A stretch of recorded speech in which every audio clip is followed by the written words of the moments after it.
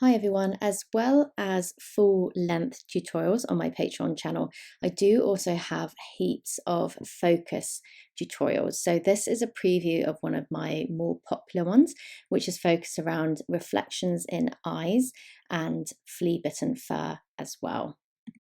I'm going to get started with the eye first. So beginning with the eyelid, I'm using a soft pastel stick just to map out those dark areas around the eyelid. This is my Smink Serious Black, which is a really nice deep dark black. And then what we're doing is just blending that out, pulling the excess out and round.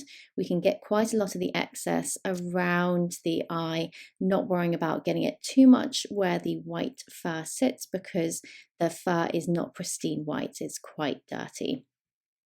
So just blending this out here with my pan pastel sponge. And then I can start to refine my areas. So I'm going to break the eye down in terms of the different tones, the really light areas where obviously there's some highlight sitting and where those deep dark areas are sat as well. And because we've got loads of this beautiful reflection going on in the eye, we need to be really careful about mapping these areas in correctly. So you'll see there with my black, I've just started to map in the little person that we can see in the reflection there. So really at this base stage, before we add any details in, we're just shaping everything, getting all of those tones in the right place. So these focus tutorials that I create for Patreon, they're available in all of the tiers, but they're mainly for beginners or people who just want to get to grips with the basics again. They're more sections of animals. There's never really any full length animals. That's in the tier above, in the middle tier. These are really just different techniques that you can use, different types of fur, like this one, the reflection in eyes. And there's heaps of things like different backgrounds and elements within backgrounds as well. So the bark on a tree, for example. So it's a lovely tier to be in. If you are in the tier above, you do get these tutorials as well. But as I say, if you just want to get to grips with pastels again, or you're new, this is a brilliant tier, the focus tier, just to start off with. It's really, really affordable, and you can just start to really practice your skills and start to refine them. And then when you feel ready, of course, you can then really easily upgrade to the tier above and start to tackle some full length animals. You can see how the base for this eye is coming together really beautifully. I'm just mapping out the sky at the top here with a cold base grey. Cold greys are brilliant to use in eyes, as well as blues and purples as well, because it helps the eye to look really nice and glassy and reflective. So try, if you can, to reach for those colder tones as opposed to the warmer ones. Of course, with this eye, because we have got a lot of reflection going on, which is warm, and generally horses' eyes tend to be brown, we're using a lot of browns and oranges as well, just to bring it to life. And greens as well. The greens I wouldn't normally put in eyes, but because we've got some going on in that really detailed reflection, I've obviously got some in there, just with a Faber-Castell green and a couple of Stabilo ones as well. So I'm just starting to pick out some of the highlights, as well as going back round with my Cretacolor, which is my really dark black tone. And it's just taking it round the edges, always refining as I go, and it just makes sure that certain areas don't get too lost or too muted. As you layer your pastels up, areas can become muted, the dark areas, and then your lighter areas can also get a little bit darker. So it's not a case of just using a tone once. Try and keep building the layers until the tone looks really nice and strong. So one layer is just not enough. It's not going to make the tone show up at the end once you've got lots of different layers down on top. So keep adding that tone in, especially those colourful ones. So I'm just starting to lift the highlight at the top there. There's a couple of very faint, subtle little clouds going on in the sky.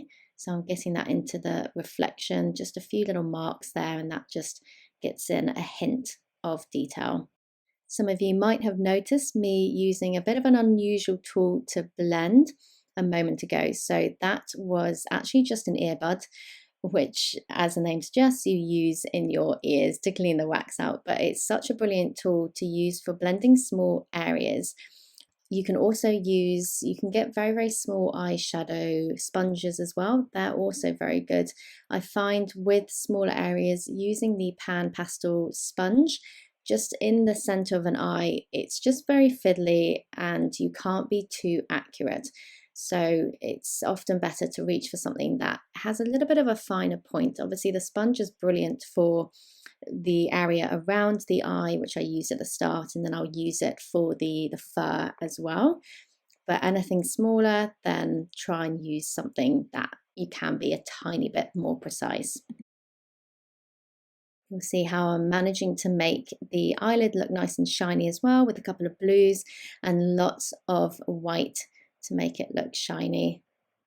I'm also using a few warm tones. This is my dark sepia from Faber-Castell 175, just around the front where it does start to warm up slightly. It's nice and cold at the bottom, but do pay attention to those tonal changes. They're quite subtle, but they're very, very important for the realism of the eye. So I'm just giving all of that a little soften there.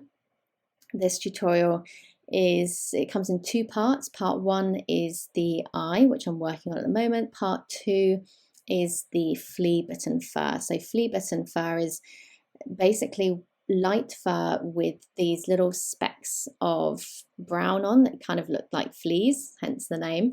It's quite a tricky one to create, mainly because it's quite confusing knowing which order to work, and do you work the spots in first, do you work them in after? So I'll take you through all of that in the full length lesson.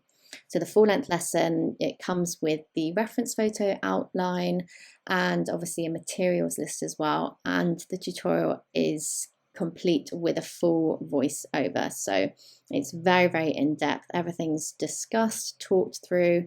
And of course, if you have any questions, I'm always on hand to answer them. So these are just the eyelashes I'm picking out here with my white. I'm hardly pressing down on the paper at all. We want really nice, thin, wispy eyelashes, nothing too thick and heavy, especially for this initial layer of eyelashes. So for the eyelashes to look thick, we need plenty of these hairs coming out. Obviously, the thicker you apply them, the more space you're taking up. So you're actually not going to be able to apply as many because you're filling that paper up really, really quickly with these thick hairs. So the thinner you add them in at the start, the more you can then add in because there's more gaps to add them in, and it honestly makes your life so much easier working thin. And working thin is achievable by working nice and light. So try not to press down too hard on the paper. I'm really easing my pressure. That allows these hairs to come out really nice and fluid as well. The harder you press with more control, the stiffer the hairs are going to be. So I'm just whisking them out here and just starting to fill the area really nicely.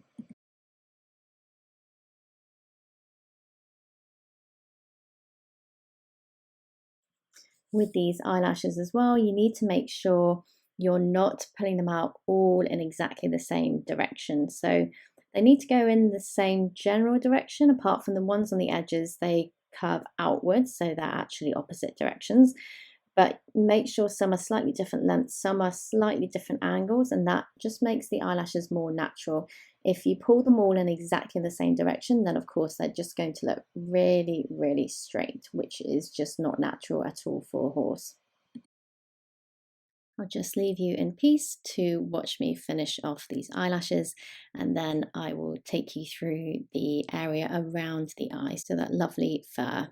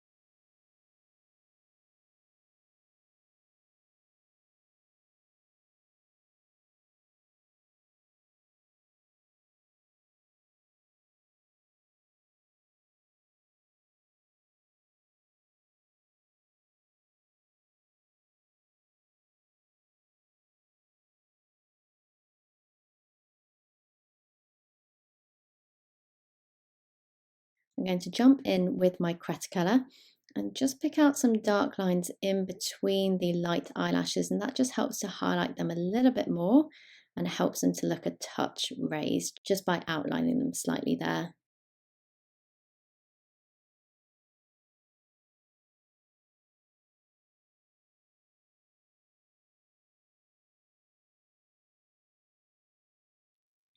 And then just packing a few more little random hairs in this area here. So just some little light ones.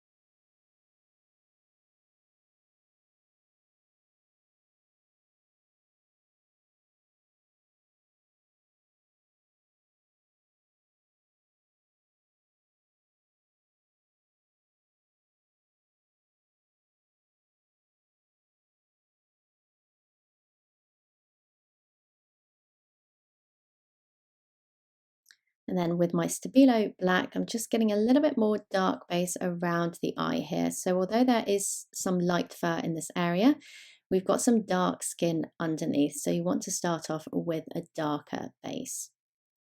So that's going to give us some nice depth as well. And then just starting to work some very, very subtle hair details in. I'm using a grey 3 from Stabilo here.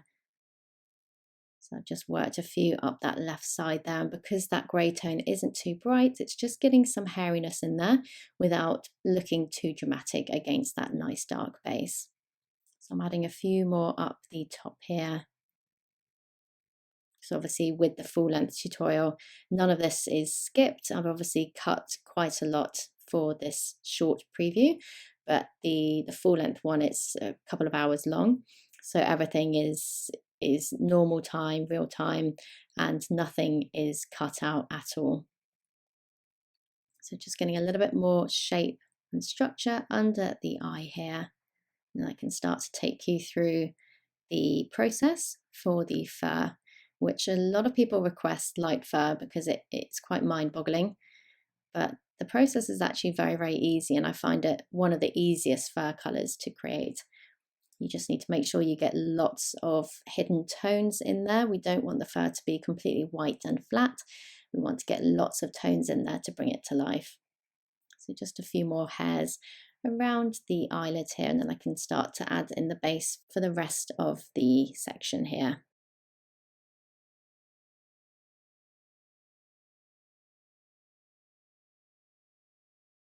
So I'm going to whiz through the fur base, starting off with a Payne's Grey from Faber-Castell 181, just down the bottom here where the dark tone is a tiny bit cooler. And then starting to add some darkness up the top as well, some structure. The fur is a little bit warmer here. We've got some beige going on, so I'm using a dark sepia instead from Faber-Castell, and then mixing in some Bista, so some nice medium yellow tone, just to get that nice warmth into the light fur. And then I can start to add in my white pastel stick. This is my Smink White, which is beautifully bright. And what we're doing here is we're layering it quite a few times, but the key with white fur base is not going in too heavy just with one layer. We want to add a few layers, but make sure they're light layers. The danger of adding it in too thickly with one layer right at the start is you'll condense the paper, saturate it, lose some of that tooth, especially if it's pastel matte paper. And then what's going to happen when you add the white hair details on top is you're not going to have any tooth left to grip, and the pastel base is going to be so thick it's going to be impossible to draw any details on top. So you'll see I'm adding quite a few layers of this white tone, but really thin. So now all of the white is blended in. You can see the base is covering the paper really nicely, but but it's not really thick. You can see when I add the pigment on top, I'm not kind of working through really thick pastel. It's sitting really nicely on top. So I'm starting to work in these little marks here, the little spots, and then I'll soften them out. At the moment, they're looking a little bit too sharp and too harsh, but that's the beauty of softening, and that's the beauty of pastels. They are beautiful to soften out with your finger or sponges, and you can make everything look really nice and seamless.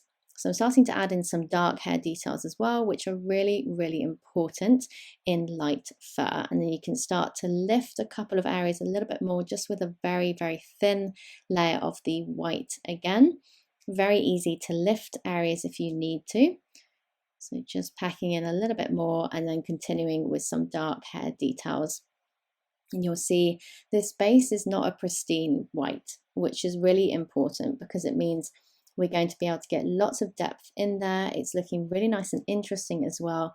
And it's not just a flat, boring white. We've got lots of different tones going on underneath the white fur mixed in, and that's going to help to make this area look really nice and realistic. So I'm just packing a few more of these little specks in with different tones as well. This is my Bister this time from Faber-Castell instead of the burnt sienna, which is what I used to map them in initially. And then we can start to add in our white hair details. I'm starting off with a really light grey tone. This is a warm grey 1 from Faber-Castell. The reason why I'm layering this in first is because we do want a slightly more muted tone before we add the white in.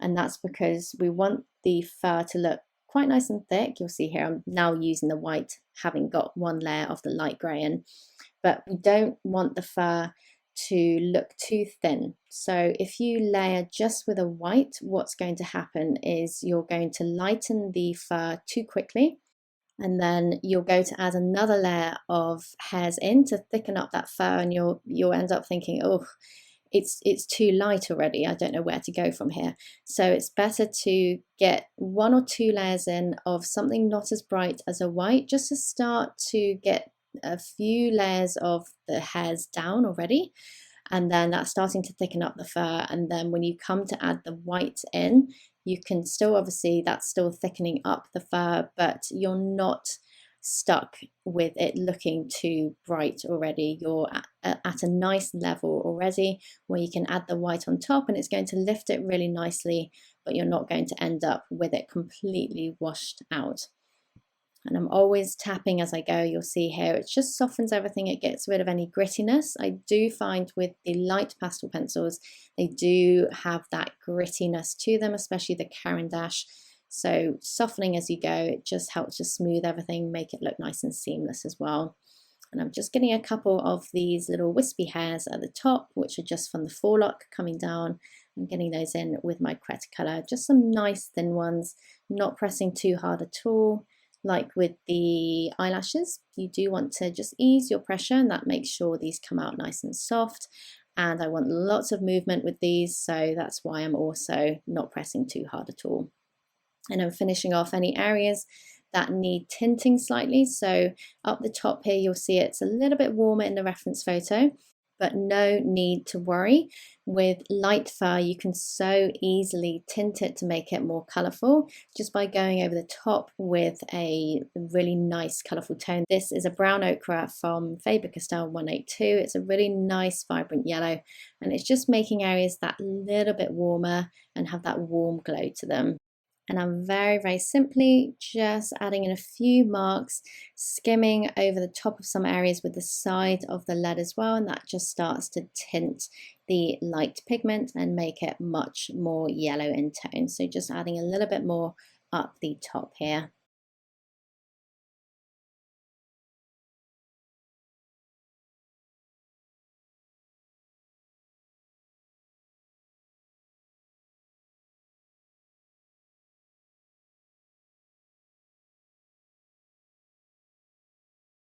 So that is my process for creating a highly realistic reflection in a horse's eye, as well as this flea-bitten light fur. As I say, there's plenty of focus tutorials available on my Patreon channel. There's over 3 years worth now, and obviously plenty of full-length animals available as well. You can view them all on my Patreon channel in the collections page or on my website as well. All links below for you. Thank you so much for watching and supporting me.